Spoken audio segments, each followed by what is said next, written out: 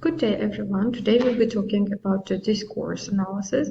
So let's talk about cohesion and coherence, which is one of the very famous topics of the discourse. And as we know, the text as a language event should be considerably having a self-contained, well-formed, hang together and making sense text. And it should have clear purpose, recognizable text types, appropriate context of use, and follow expected pattern or schema. So what is the cohesion and coherence in itself? So if we talk about the cohesion and coherence, it, as Halliday says, impeccably well-formed language is a typical of a casual, spontaneous speech, including children. So as Halliday thinks, this is something which happens spontaneously. It is a spontaneous speech, while some of the linguists, they argue that this is something which is hanging it all together text. And it is a coherent, getting the message across, including pragmatic functions. So cohesion can be divided into grammatical, syntactic, lexical, semantic, cohesive, and cohesive with the cohesive links and devices. So today we'll be looking into the cohesion types. So as Jung and like they say, typical natural language presents a high rate of ungrammatical text, so the study of ungrammaticalities cannot be ignored. But text still understandable even if not grammatically cohesive. So let's have an example of the text which has a different kind of errors, grammatical errors, like giant, like make fun English upper classes. So here are some grammatical errors, so it's cohesively understandable. As well as the brother of Jane is the teacher of my daughter. So here also somehow the grammatical lag is here. So syntactic cohesion is something which is related to the syntaxes. So here, as you can see, has come yesterday John. So instead of putting John in the beginning of the sentence, like it's typically should be like John has come yesterday, it is actually vice versa, it's going to the end of the sentence. Or here we have an advertisement where it says ABC Athletic Basic Clothes, which means it's somehow syntactic cohesion is lacking. So what is lexical cohesion? Lexical cohesion consists of the synonymy, antonymy, hyponymy, paraphrases, and semantic field. And some of the collocation lexical chunks also can be included as lexical cohesion. What about semantic cohesion? Semantic is actually, we have an example over here. She came into the room, he braked suddenly and the car swerved violently and crashed into the bus shelter. They were happy to be there together, but sorry the children were not there to enjoy the scene, even though it might have been better to buy bigger size in case the children had a growth spurt. So here, as we can see, the simple example of the semantic cohesion, and we have some other examples which I can give you. So a series of sentences may be well formed grammatically but lack semantic cohesion and therefore does not meet the basic criteria to be considered a text. Semantic links between successive sentences are fundamental to cohesion and coherence. There must be semantic progression, as Halliday says. So cohesive devices mostly are verb tenses, referring expressions, rhetorical questions, repetition, and parallelism, semantic fields, substitution, and ellipses, as well as conjunctions might be included. So as we talk about conjunctions, the conjuncts have a fundamental role in the cohesion of a text and may have various functions. Listing enumerative, indicating that what follows is a list of propositions to start with, for example, first, second, third. Additives are giving extra information, exemplifying a point, emphasizing a point, like to, also, in addition, for example, or moreover. Summative is something which is concluding, summing up on preceding phrases or sentences, such as to sum up, conclude in a word or nutshell.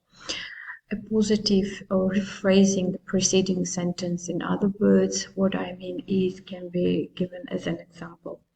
So as well as we have resultative inferential causal, indicating that the content of the sentence is a result of the events expressed in the preceding sentence, paragraph, and relations of cause and effect outcome.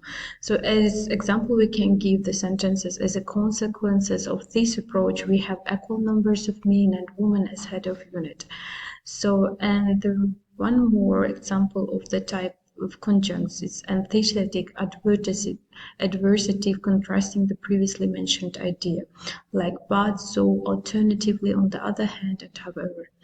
Concessive indicating that the content of the sentence exists despite the content in the preceding sentence. However, while, despite, even though can be example. And one sentence we have over here, it starts with it's very cold. I went for my morning walk, however.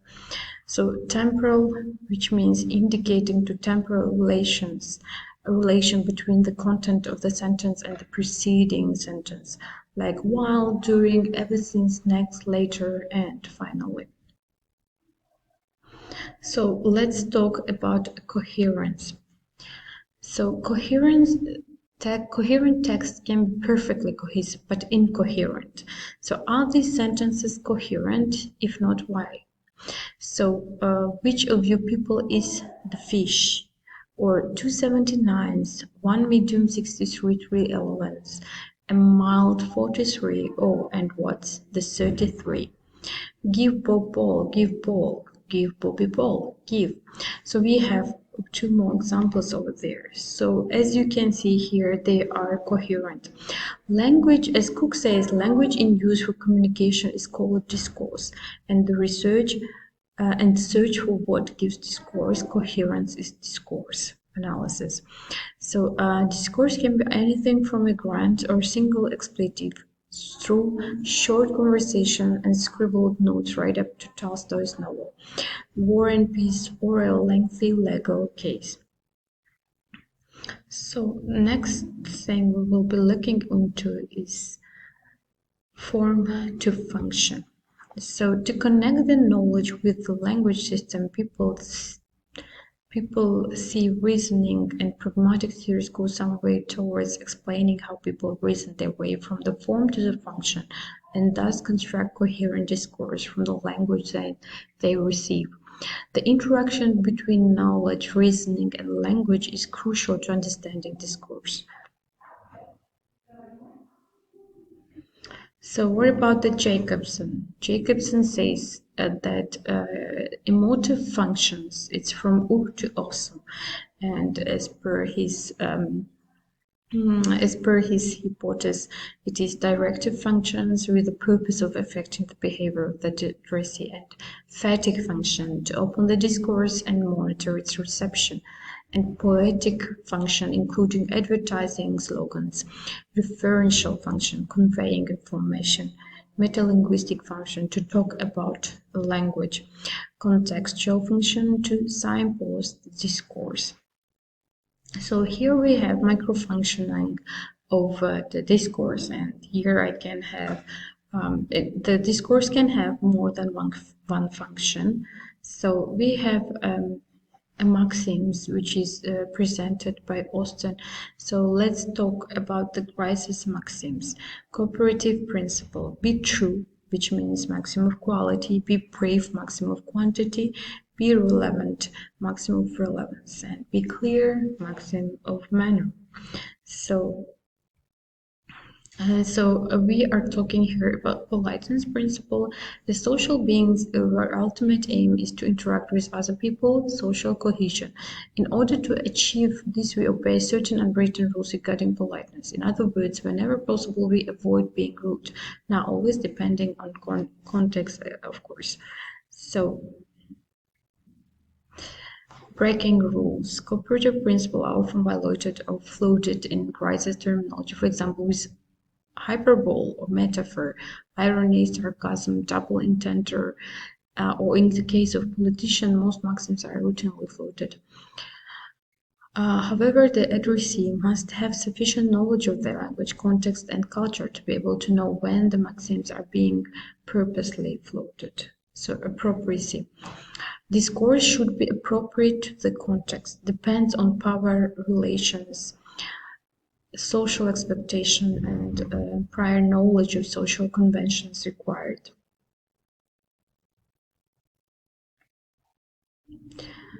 So here we have some information about the being precise. So catch the phrases, it's actually from the magazine. So here we can see that catch the phrases live much longer than international declarations in the public mind. So here has your player been replaced? Bumbling Berlusconi becomes Bush's new friend, BFF. So here it's abbreviation, best friends forever in chatroom speak. So it is actually mentioned as BFF. So might be one of the example of appropriacy. So analyzing text and contents top down. Someone who by communicates to someone else who might or might not respond about something somewhere at a certain moment in time using a chosen means for some reason and purpose. So here we have the highlighted question words which I've used in order to help you with the context and register. What is register and context? The register of language depends on the context of the text, whatever the medium and the participants. So when we are talking about register and language, register can affect all features of language, vocabulary, syntax, phonology, morphology, pragmatics, and or different paralinguistic features such as pitch, volume, intonation in spoken English. So what is degrees of formality? There are not merely two kinds of register, formal and informal. Nor are there clear boundaries between X kinds of register, but rather a continuum from highly formal to highly informal. So let's talk about varieties of the register and the dialect. Discourse, highly complex contents must also take into account such things as geographical varieties, including dialects, social class, age, even time. Once again, there are no clear boundaries. When does a variety become a dialect? At what age should one stop using the language of use? Are there more formal and less formal varieties of dialects or idialects? It's idiosyncrasies. So there are often two types of meaning: semantic meaning, literal meaning, depending on the words used, and pragmatic meaning, which depends on the context in which the words occur. Sometimes the two may coincide, often they don't. So let's talk about let's give an example, like there is a dead bird on the steps. So literal semantic meaning, it's referential function. But pragmatic function is the remove it. So it means remove it. So the meaning has to be the same for both speakers. So lack of says semantic suppositions, assumptions about context, and feel more says about a set of conditions, presuppositions that the context is appropriate. Or Jack and Dove as here that shared presuppositions, presumptions that the hearer has the same presuppositions. See, and there is more information you might find in Ahmadjan's books. So the presupposition must match the context. In the case of the snack, Calvin has not thought about the context, perhaps soon before the dinner and with a mother who cares about diet. Calvin's presupposition and those of his mother are not the same. So this is the main idea of that writing the text. Here an example. So here I have a question. So the question is, if the same words can mean completely different things in different contexts, how does the addressee know whether to interpret words literally or non-literally? So answer will be, linguistic knowledge alone is not enough to interpret discourse when it writes as maxims are being floated. when an utterance has no non-literal meaning, we choose